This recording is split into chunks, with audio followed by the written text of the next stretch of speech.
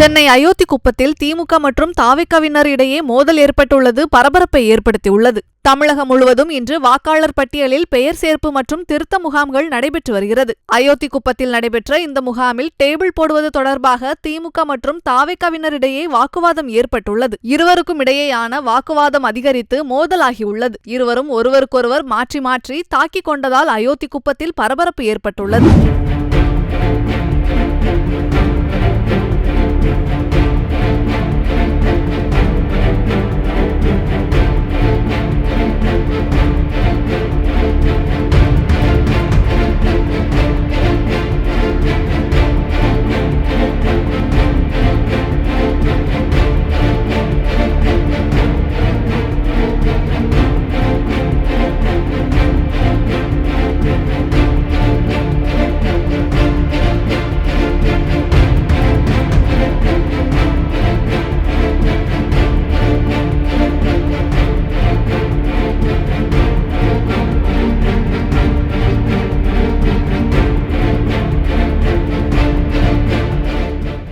செய்திகளை உள்ளது உள்ளபடி தெரிந்து கொள்ள ரெஃப்ளெக்ட் நியூஸை சப்ஸ்கிரைப் பண்ணுங்க.